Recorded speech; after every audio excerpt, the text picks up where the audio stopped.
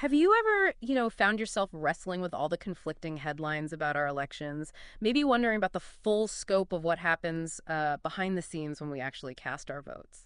It can definitely get confusing. Right. So today, we're doing a deep dive into a whole series of claims about, well, widespread voter fraud and manipulation in recent elections. That's right. For this deep dive, we're really going to be dissecting an audio commentary source we came across.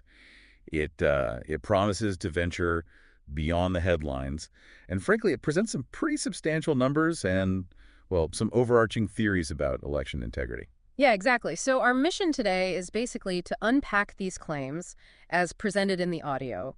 We want to understand the alleged mechanisms, explore what this particular source presents as the underlying realities. And we're here to help you navigate this quite complex information and really highlight what this commentary puts forward as its most significant insights. We're just laying out what the source says. Okay, so let's jump right in. Right off the bat, this audio commentary presents a really striking claim. It suggests a massive number of illegals and dead people participated in previous elections, and potentially even more in the most recent one discussed. The numbers suggested are quite large, ranging from, conservatively, 7 million on the high end, 14 million. Wow, 14 million is the high end. That's what the source claims, and it also asserts that a figure like 3 million such votes is considered very reasonable by whoever is speaking in the audio. Okay. And what's fascinating, or at least notable, is how this commentary tries to bolster these concerns. It actually references an academic study. Oh, okay. Which one? It highlights a 2014 study from Old Dominion and George Mason University. The title is, "Do Non-Citizens Vote in U.S. Elections?" Right. And the commentary really emphasizes that this study was apparently the first use of a representative sample, a selection designed to accurately reflect the larger group to try and measure non-citizen voting in the U.S. And what did the commentary say the study found? Well, according to the commentary, the study found, quote, "Some non-citizens cast votes in U.S. elections despite legal bans." It also states the study found non-citizens favored Democratic candidates over Republicans. Okay. And furthermore, the commentary claims the study concluded that non-citizens, quote, "likely changed the 2008 outcomes, including the Electoral College votes and the composition of Congress." Change the outcomes. Yeah. Wow. Anything else from the study mentioned? Yeah, one more point highlighted was that apparently voter photo identification rules have limited effect on non-citizen voter participation. And crucially, the commentary states the authors of this study reportedly suggest illegals may have cast as many as 2.8 million votes in 2008 and 2010. 2.8 million. Okay, so what implications does the commentary draw from that number specifically? Well, it points out what it calls a striking numerical parallel, this 2.8 million figure. Hmm. It's apparently precisely the popular vote margin Hillary Clinton had in a past election. I see the connection they're making. Exactly. According to this commentary, this direct numerical link is presented as, well, compelling evidence. It suggests a potential scale of impact that, at least for the speaker in the audio, warrants much further scrutiny. So the commentary then kind of poses a question, doesn't it? Like, are the claims full of bunk, or is there something more there? Yeah, that's the framing.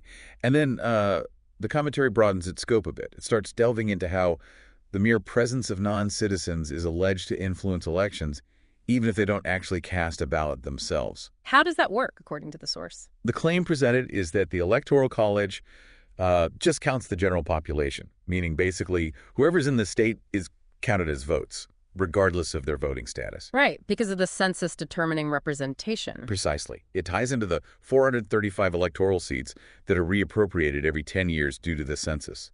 So the number of electoral votes each state gets can shift based on its total population count. And the idea then is, the central idea, as presented in this commentary, is that a massive wave of illegal immigrants, they could tip the scales into the favor of the Democrats just by being counted in the census, thus potentially shifting electoral votes between states over time. okay, that's a really interesting distinction the commentary draws. It's arguing this isn't just about people voting illegally, Exactly. but also about how the sheer presence of non-citizens counted in the census could potentially shift the electoral map itself. Right, and the commentary actually references a specific media piece here, a Politico article from 2015 titled, "How Illegal Immigrants Could Elect Hillary." Okay, and what did that article discuss according to the commentary? Was it about voting? No, according to this commentary, the Politico piece wasn't about illegal immigrants directly voting. It was more about illegal immigrants going into states and changing the way the Electoral College is appropriated. Through population numbers. Yes. The commentary states the article explicitly noted that, quote, the mere presence of 11 to 12 million illegal immigrants and other non-citizens here legally may enable them to swing the election from Republicans to Democrats. Again, the mechanism cited is the census and apportionment. And the commentary doesn't stop there, does it? It makes some pretty direct claims about specific campaigns. It does. The commentary goes on to claim, quite pointedly, that Hillary Clinton totally rigged it and bragged we have the Electoral College because of New York, Florida, California, and other states where Democrats have been dominating recently. Bragged about it. That's it. The claim in the source, it continues. They said, we're going to be invincible because we have such a higher number in the Electoral College because illegals are counted in the census. That's a direct quote from the commentary we're analyzing. Okay, so those are some pretty broad theories and claims about the system itself, but then the commentary shifts focus, right? It starts talking about specific incidents. Yeah, exactly. It tries to bring these broader theories down to ground level.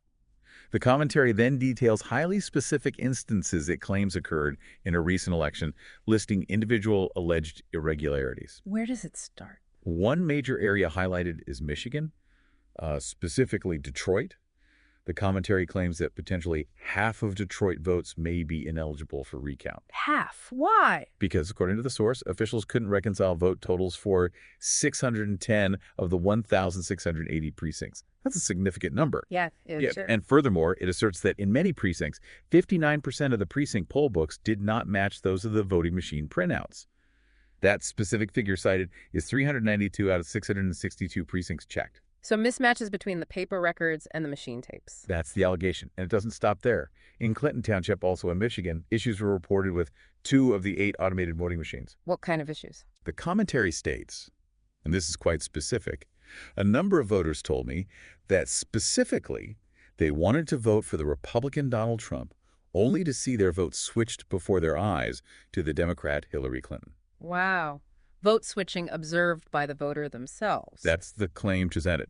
So these specific accounts from Michigan, as laid out by the commentary, are used to exemplify the sort of granular irregularities that it argues underpin those broader concerns about election integrity. Okay, Michigan is one state. Does the commentary mention others? Yes. It also turns its attention to Pennsylvania. It starts by stating that the State Department initially claimed there was no evidence at all of voter fraud. But the commentary then cites the Secretary of State at the time, a Carol Ashield, who reportedly said, we had up to 700 voters that may have cast 2 ballots in different counties. Double voting. And could they prosecute? Well, the commentary adds that she also reportedly said she was powerless to investigate or prosecute double voters. Any other details from Pennsylvania? Yes. The commentary also includes an eyewitness account. It mentions a Brittany Foreman, described as a Philadelphia GOP member, who stated she personally witnessed voter fraud and also saw people trying to tell people how to vote in Philadelphia. So allegations of direct interference and observation of fraud. That's what's reported in the commentary. And there was one more thing mentioned for PA. A report of state police raiding, quote, the offices of DILO. It doesn't clarify who or what DILO is, but raiding these offices in Delaware County, PA, supposedly seeking evidence of voter registration fraud. Okay, so specific alleged incidents in Michigan and Pennsylvania. Does the commentary try to connect these dots into a bigger pattern? It does. A critical point that emerges concerns the broader pattern of recounts and also claims of external interference. How so? Well, first regarding recounts, the commentary claims that recounts were actually stopped in states where voter fraud was suspected. It specifically mentions Wisconsin, Michigan, and Pennsylvania as the only 3 states where recounts even occurred, implying they were halted prematurely in those key states. Interesting. And the external interference part. Yeah, this is quite a claim. It brings up concerns regarding Georgia's election systems. The commentary alleges that the IP address of the computer that was attacking them, meaning the voter registration systems, led back to DHS, the Department of Homeland Security. DHS attacking state election systems. That's the allegation of the source.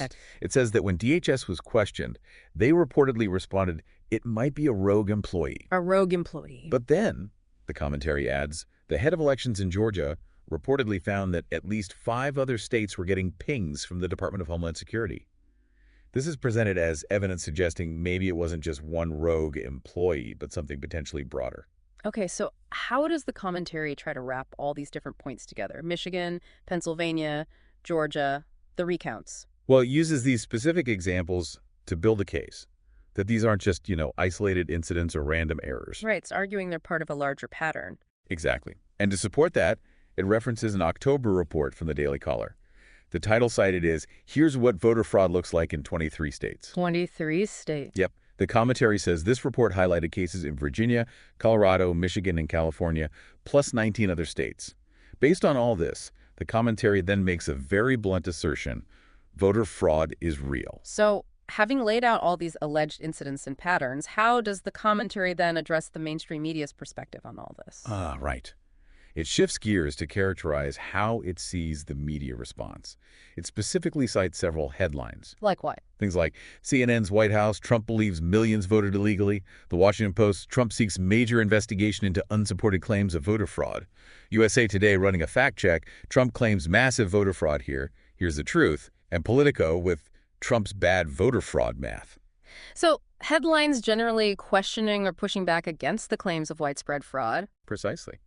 And the commentary's take on this is quite critical. It contends that the mainstream media essentially wants you to think that voter fraud has never occurred in this country ever. That's the interpretation offered in the source. Okay. So beyond the numbers, beyond the specific incidents in states like Michigan or PA, and beyond the media criticism, the commentary then seems to pivot again, doesn't it? It starts exploring what it sees as the underlying why. Yes, exactly. It moves towards suggesting a much larger, almost global agenda might be at play behind these alleged efforts. A global agenda, what kind of theory does it present? It presents a theory centered around the idea of establishing a world government. A world government. Yeah. The source claims that select multinational corporations, not all of them specifically, set out to establish a world government. And where did this plan supposedly originate? According to the commentary, this plan was developed way back by the big robber barons that controlled the U.S. at the start of the last century, working with elements from what was left of the British Empire.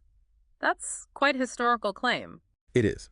The commentary asserts that developing this plan involved thousands of books, tens of thousands of white papers, and spending hundreds of billions of dollars of taxpayer money conservatively, all to set up this world government structure. And what's the alleged current goal of this plan, according to the source? How does it relate to elections? Well, the alleged goal now, as per the commentary, is to essentially overrun first world countries with third world populations. Overrun them. Why? The stated reason in the commentary is that these populations can supposedly be more easily converted to globalism, and then they can basically vote to take the rights of the indigenous populations. That's the theory presented. Wow.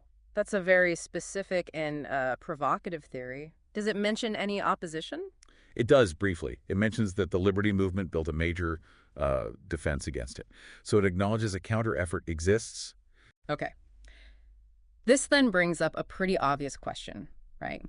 If these claims about fraud are so widespread, and if there's this massive global agenda behind it all, according to the source, why isn't this, front page news everywhere? Why isn't it more widely discussed? Right. And the commentary actually anticipates that question and suggests some, interesting reasons. It even touches on the funding and potential pressures on established research groups. Research groups? Like who? It specifically mentions the Pew Research Center. First, it calls Pew one of the most credible groups out there, acknowledging their reputation. Okay. But then it immediately adds a caveat. Pew gets government funding. They're really threatening them right now. The implication seems to be that this funding relationship might affect Pew's public posture or willingness to investigate or publicize claims like the ones the commentary is making. So, suggesting a potential chilling effect due to funding sources. That appears to be the suggestion, yeah. Okay, so if we try to tie all these threads together now, what's the big picture this deep dive has shown us about this particular audio source? Well, I think if we connect all the dots presented in the commentary, it shows us how this one source weaves together quite a narrative. It takes individual alleged incidents, like in Detroit. Right. It links them to academic studies, like the Old Dominion one, and then embeds all of that within a much broader, frankly, conspiratorial geopolitical theory involving a push for world government. The overall argument presented is one of systemic, widespread election fraud driven by a very specific underlying globalist intent. Yeah, the claims we've certainly unpacked today are significant. From those alleged switched votes in Detroit to the whole argument about the electoral impact of non-citizens counted in the census, and then these really broad theories of global agendas. It definitely gives you, the listener, a lot to consider. Yep. And just to reiterate, this deep dive was all about exploring the contents of this specific source material, laying out the narrative it presents to help you understand what claims are being made and how they're being justified within that context. Exactly. And perhaps this raises an important question for you, the listener, to really think about. In a world where there's just so much information flying around, and let's be honest, quite a bit of misinformation too, especially about something as fundamental as our elections. Yeah. How do you discern what truly matters? And maybe more importantly, what steps are necessary or even possible to ensure competence in the future of our democratic processes, given the kinds of doubts this source raises?